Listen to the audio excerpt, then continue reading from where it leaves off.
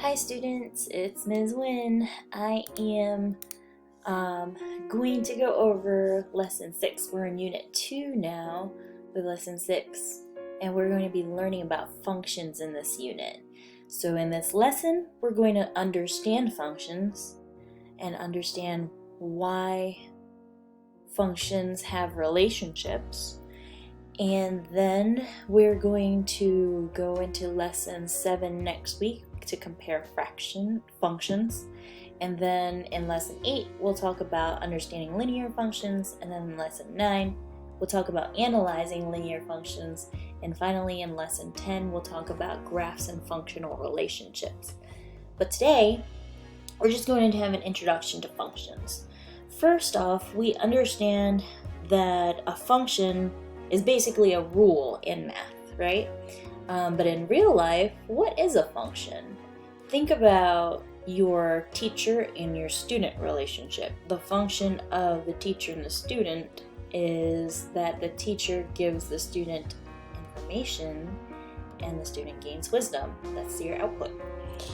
In a pet and family member relationship, the pet is the input, gives love and affection. The function is that love and affection, and the output is happy human. If we do something even more basic than that, it's all about laundry, right? Dirty clothes, laundry machine, clean clothes. Okay, so your input is dirty clothes. Function of the laundry washing machine is to clean those clothes with water and soap, and then your output is you have clean clothes that are not folded. Okay, so the function is basically a rule. It does something and you get something out of it. That is what a relationship is. So in this lesson, we're going to understand functions in the form of math. Okay, so let's take a look and read page 56 and read page 57. A function has an input and an output. In math, a function is a rule that defines a dependent relationship, meaning depending on what happens here with my function, I'm going to get a different output. And in each input, function, and output, there's only one possible output for each input. So let's see what that means. Okay, what are some relationships that are functions? Okay, just like we talked about the washing machine, the function is for currency is that each coin, American currency, is always going to be a certain value. Okay, so penny, value 1 cent. Nickel, value 1 cent. Dime, value 1 cent. Quarter, value 25 cents. And $50 value 50 cents. Okay, so 5 cents, 10 cents, 25 cents, 50 cents. Okay, my input, the function is the name of the coin to the dollars. Okay, so depending on what I call the coin, you're going to give me the value. Let's take a look at mathematical functions for ordered pairs of numbers. So let's say a 120-pound person burns 65 calories per mile. So the first mile he runs, he's going to burn 65 calories. 1 times 65 equals 65. 2 miles times 65 equals 130 calories. 3 miles times 65 equals 195 calories. 4 miles times 65 equals 260 calories.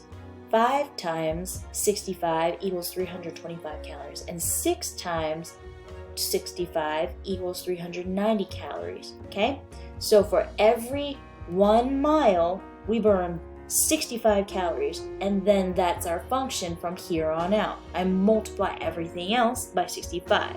So we have to find out what our unit rate is in order to find out what the function is for the remainder of our input and output in our tables.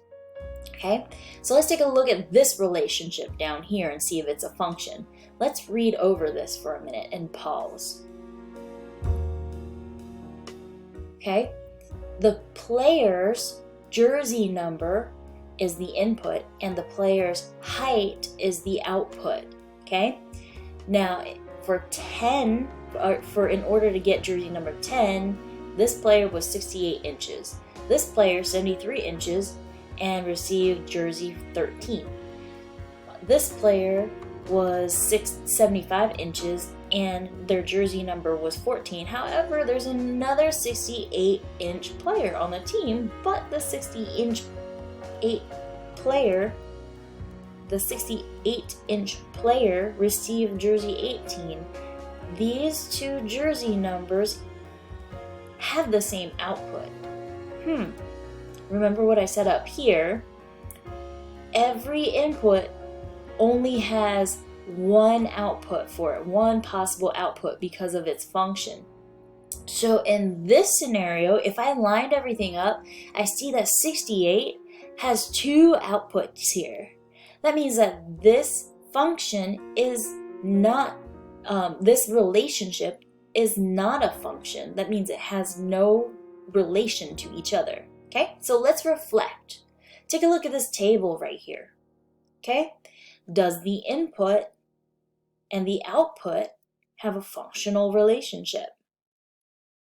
And in this case, it does not represent a function. Okay, there's no rhyme, there's no rule to create this table because I have a 3 here and a 3 here.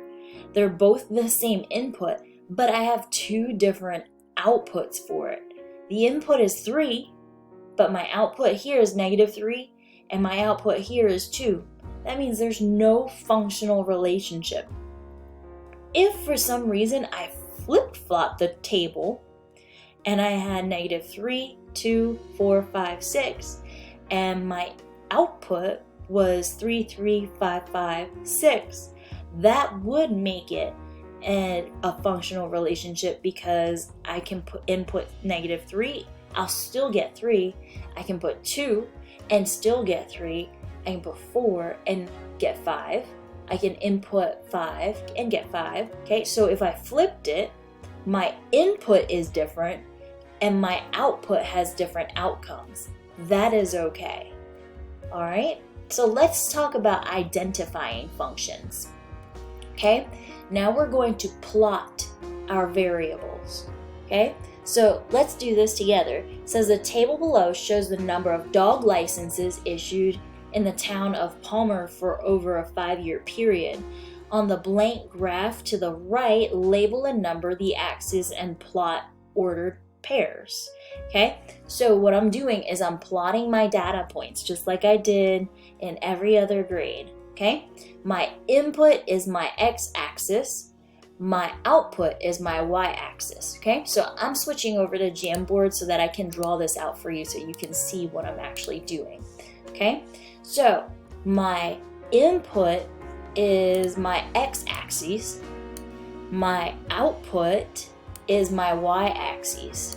Okay, I'm going to label. The first thing I do on a graph is label my axes by giving it a title and numbering my axes.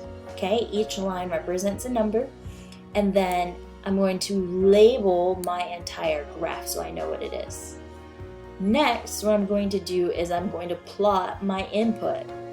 Okay, I'm going to find my year input as 1, and then I'm going to move up until I see my output 75 and place my plot there.